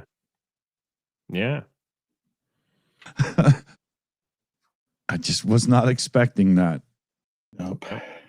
Oh, Yeah. So Just in contrast, like Russia targets Zeus, and Ukraine, when they need to take, an orc out, they save the horse.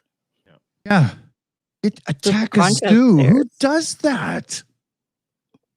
yeah, They're I fucking animals, man. I just want to let you guys know that I have asked all the guys in my unit to send me videos of all their cats. So it's going to be coming up on my channel in the next couple of weeks. We're going to start seeing. Ooh.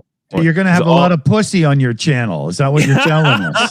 it's YouTube, not OnlyFans, Dan.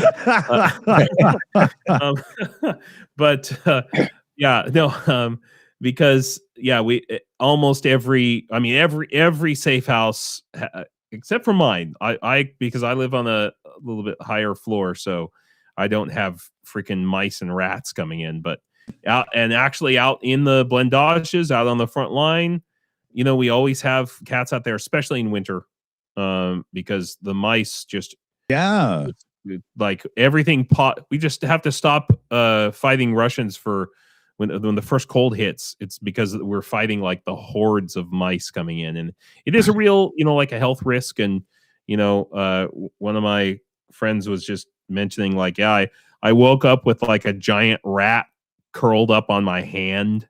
You just imagine like they're climbing the walls, and it's almost impossible to keep them out. So having a good cat at least helps. Yeah. Makes sense. I mean, that's probably half the reason why there's a relationship between cats and humans, right? Is they're useful. I just delivered about a month ago. Delivered three kittens from my home in Ukraine to my guys out here, and they're being put to good use, for sure, and very valuable. So yeah, cool. What time do we got? Okay. Who wants to hear the story of mice destroying a panzer division? Oh, well, definitely. Yeah. I So do in have 42 one. Oh, sorry. Go Sure, ahead. go ahead. Oh, no. I was going to say, in 1942, just before the Soviets launched Operation Uranus, which is the one where they surrounded the German 6th Army in Stalingrad, one of the reserve units that the Germans had behind the lines that was supposed to react and repel such attacks was the 27th Panzer Division. They dug their tanks in to protect them from artillery fire, but because when winter set in, the mice showed up trying to get away from all the cold, they went into the tanks and ate all the insulation off the starter wires and such. And so when the Russians attacked, none of the tanks could start. Yeah. I believe it. It's and honestly, in the blindages, in the bunkers, we got all kinds of wires going out for antennas and stuff. And yeah, it's a real risk, Yeah. So it's a real thing for sure. Slavi. Good rats. I do want to do one more news article, close kind of on a hopeful note. Ukraine enters 2026 with the largest stockpile of Western military aid since the war began. This is the year Ukraine's capabilities jump forward. Jets, radar, long-range missiles, and Ukrainian-made ballistic systems all coming online. And the Kremlin, they know this. You know, all the spots that Zelensky visited throughout 2025, we're finally going to see these weapons in 2026. And actually, Ukraine has some of them now. And yeah, that's why Russia is suddenly performing these large-scale attacks. This is, they don't want to make peace. This is to manipulate the narrative. They want to stall this Western support and buy time before Ukraine's 2026 arsenal fully comes online. They're not negotiating Russians. They're sabotaging negotiations while pretending to want negotiations. Exactly. Because if they wait too long, they lose their leverage. But let's hope that Russia keeps playing the hand they've been playing for the last couple of days, and they're gonna lose their leverage completely. So fingers crossed. Yeah. I like hearing the stockpile of weapons and, you know, being ready for some good stuff, because that means we'll get to use that button when we're doing some news coming up very soon. Yep. I want to hear some, yeah, baby, we wrecked some fucking shit. I think that's what we're gonna get, because I'm seeing here this isn't about new weapons. Ukraine is building an integrated strike ecosystem with radars and jets, air defense, long-range missiles, and Ukrainian-made ballistic systems. Don't forget the long-range, like Flamingo. Yeah. And this is Ukraine escalation control, the ability to dictate the tempo, timing, and depth of strikes. That's pretty awesome. I agree. I think Ukraine will have the weapons to go on the offense more rather than on the defense. Yep. And you win wars, Commander Macmillan, correct me if I'm wrong, when you're on the offense, not on the defense. Right. Very true. You can't really win a defensive war. You can stall for time with a defensive war and hope that your opponent bleeds himself out, leading to you being able to go over to defensive. Yeah, you know, one of the Trump, Commander Macmillan. I'm sorry? Did you hear that from Trump, Commander Macmillan? Are you repeating Trump's wisdom? The wisdom of Trump. Trump, Frederick the Great, Napoleon, you know, one of those guys. One of the big articles that gave me a hard on the past week is seeing Ukraine use a 50-kilometer fiber optic FPV. Wow. To take out, I believe it was a tank or a APC. I can't remember. But yeah, so that shows you where things are going and how deep the front line actually is. It's not a line anymore. It's a big fuzzy area. It's looking a little bit more like a TNG neutral zone. Yep. No man's land, kind of. Yeah. Yep.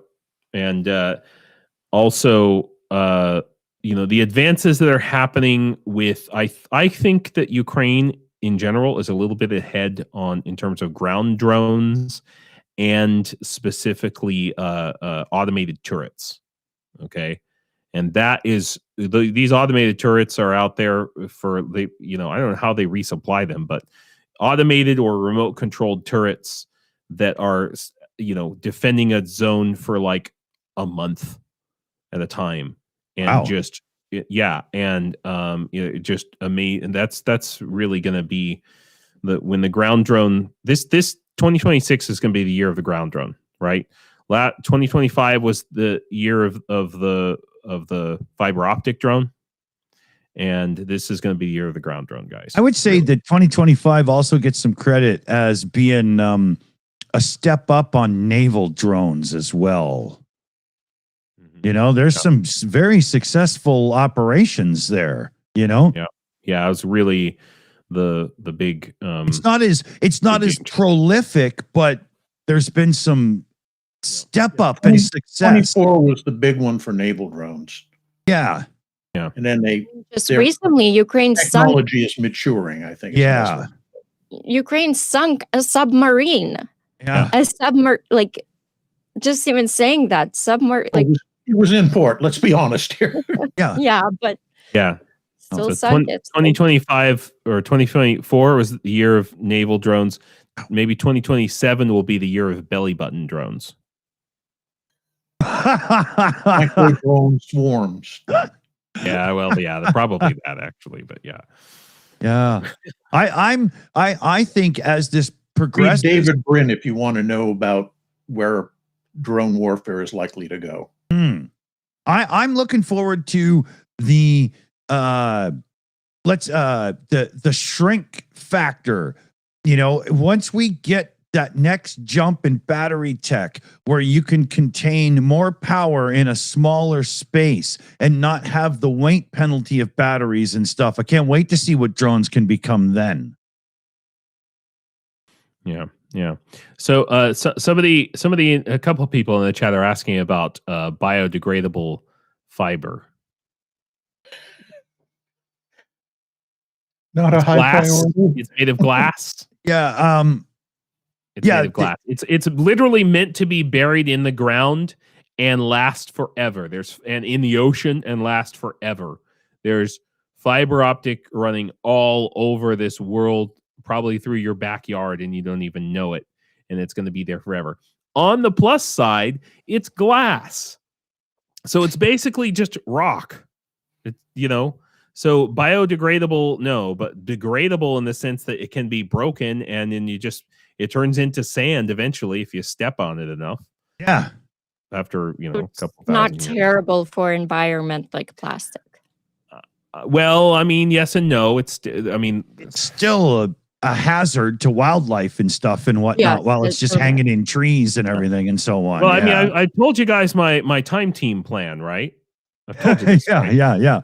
Yeah. We're gonna do it. We're gonna do archaeological digs. We're gonna have a whole show all over Ukraine. It's gonna be that's how we're gonna clear up all these mines and the fiber, and then we're gonna discover all these amazing, ancient discoveries all over Ukraine. It's gonna be a great YouTube channel. I'm telling you. It's awesome. We'll finally find out about the Scythians. Yeah, seriously. Yeah, Which, dude. by the way, Russia stole Scythian gold from Ukraine. We want that back. Yeah. Well, there's more. I think there's more buried in many, many kurgans and other such things throughout There's so much history that we don't know and that happened on Ukrainian territory that needs to be excavated, and so that's why, James, you're doing an awesome thing. It's very interesting. I mean, Ukraine, the territory of Ukraine was the oldest city in the world, older than Mesopotamia. Yep. 1,000 years before Uruk or Lagash or any of those places in Sumer. Ukraine had the first and largest cities in the world, between 10 and 30,000 people in the Kukutani Tripilia culture. And they may have invented the first system of writing, or at least proto-writing that we know of. They invented the wheel. That's 100% known now.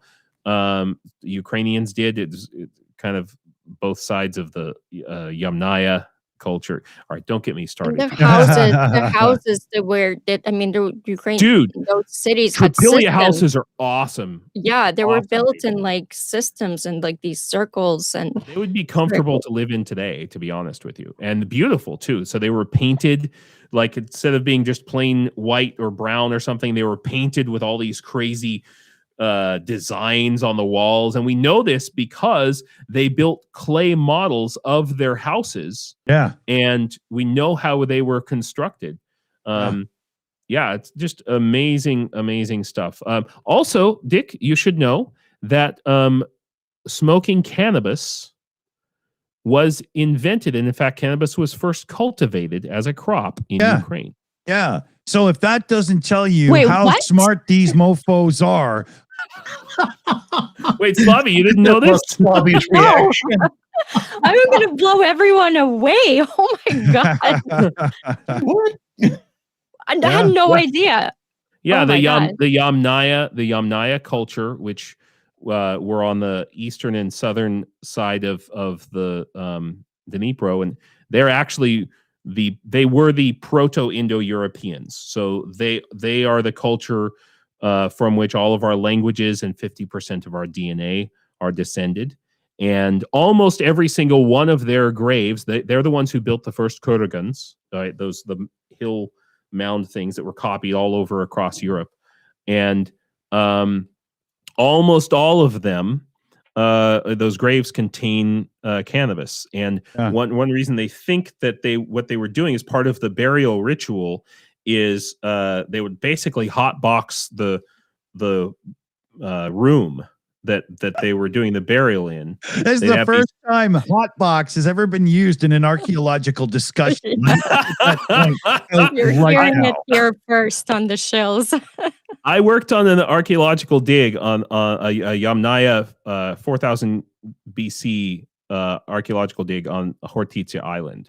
And was really cool was I got to, given my expertise being from California, I got to teach the archaeologists how the Yamnaya people who had no farming, they had an idea about that, but how the Yamnaya people who had no farming, it was the Tripilia people who were doing the farming.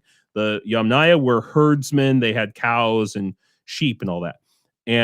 But they were like, yeah, but they had cannabis. How were they farming cannabis all the time if they weren't farmers? So I had to show them how a semi-nomadic people could cultivate cannabis the right way, without getting too many seeds in their stash, and you want some good sense of media, man. All of this. Oh my God. The skills that I gained in living in California really came in handy. That I was able to make a contribution to science. This is the perfect moment. We got to clear up any super chats and get our wrap ups in. We're cutting short on time here. I'm going to quickly shout out our team here on the Shills. We got Shayna Mexigirl, Liam Wakefield, Chris Lundy, and Jose Cervantes. And Jose's got a member message in our chat as well here. Trump and Putin never had the cards. They just can't handle the fact that they're fucking losers.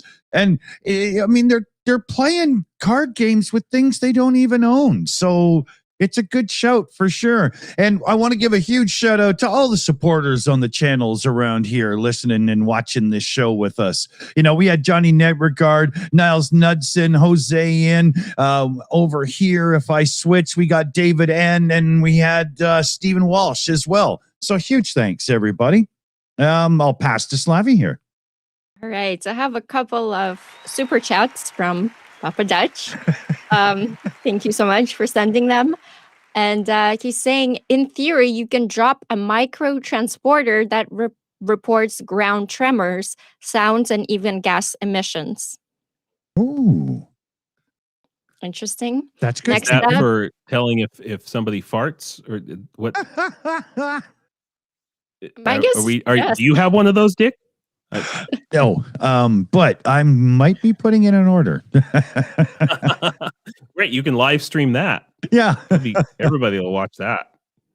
Next super chat is from Papa Dutch saying, James, the things that are difficult are put there so that we can gain their gifts. Oh. Raw. Another super chat from Papa Dutch. Thank you so much. On a roll today. Yeah. Those zoo animals are somewhat tame. If you find one, treat it kindly. Yes. Yeah, exactly. And one more, last one. He's saying, I can't believe I have done all of these super chats and only just now hit the like. Yes. Well, it's a perfect reminder. Thank you so much for sending the super chats and hitting the like. And everybody else, don't forget to subscribe if you're new here and hit like and share. That really helps the channel out so much. Also, I'd like to thank the moderators today, YOLO Swaggins, SSW Custom, Broadcast Cat, and Salt of the Red Earth. You guys are awesome. Rock stars. Love you. You did your thing. And thank you all so much. very much. Last second super chat here on the Shills. Johnny Negregard in with, did Kadyrov eat it? Yeah. He's on his way out, but he's not out yet. I still thought we were talking about cannabis. I thought he was talking about edibles or something. All right. Kadyrov has pancreatic cancer. It's progressed to the necrosis state, so that suggests, 48, 72 hours likely. So yeah, he's probably on the edibles then. I think that was good insight, James. Not sure I'd want to eat that. Yeah. So roundtable goodbyes. What do you think, Slavy? Yep, let's do it. Let's wrap it up. James, you're up. Oh, all right. Well, thank you very much. Thanks everybody who's watching the stream today, and we really appreciate your comments. I had some really amazing questions. I hope nobody was too offended by my jokes that I made about some of your questions, but it was all in good fun. And I just would like to ask you all to, if you can, please help support my unit, which is the Azov International Battalion.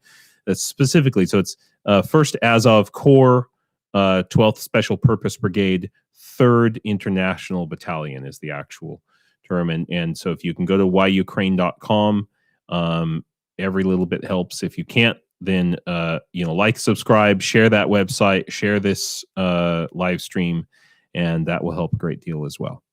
Well said. Дуже дякую, everybody. Thank you so much, James, for being here. Johnny, any final thoughts? Yeah, we're only 3 days into the new year, and what a crazy start to 2026.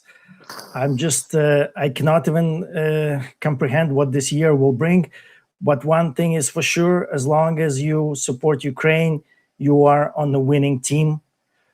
Support Ukraine, and Russia will be defeated. Good words, man. Well said. Good one. Commander McMillan, final thoughts? Here's hoping that 2026 will not be the year of here, hold my beer. Mhm. Other than that, my usual admonition to everybody, please continue to correspond with your elected officials, phone them, email them, write them letters, postcards, what have you. Let them know Ukraine is important to you. That way, and only that way, will we ensure that U.S. continues to at least do some level of support. Well said, man. Well said. said. Take us out. One last Oh, thing thank- I will tell people. Somebody had a question. Somebody was saying that I'm wearing earrings, and I will let you know, these are not earrings. These are U-bolts, like from the hardware store, if you can see there. Oh. Because earrings are not allowed in the army, okay? There's not earrings. I'm keeping my supplies. I need this for some reason in the lab, That's a loophole if I've ever seen one. Well done. All right. Well, Take us home, Slavy. What do you got? All right. My computer keeps crashing. So I do have one more from Papa Dutch saying Razem do rekonstrukcije. Together for reconstruction. And I think I'll do a shorter closing today because we talked a lot. I do want to close with what Zelensky said recently, and it says it all right there. He's saying, we want the end of the war, not the end of Ukraine. Are we tired? Extremely. Does that mean we're ready to surrender? Those who think so are deeply mistaken. So on that note, guys, thank you all so much. And this was Ukraine Update. We'll see you next time. Thank you all so much. Thank you to the panel. Stay fierce, be brave like Ukraine, and Slava Ukraine.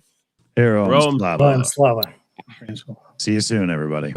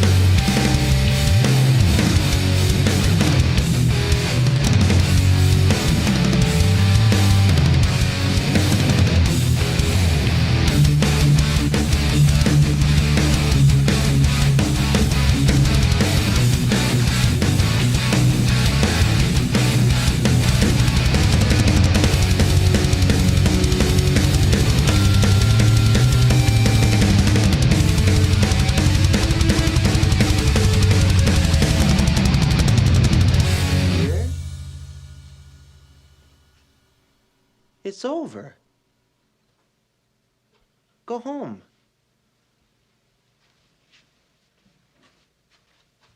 Go.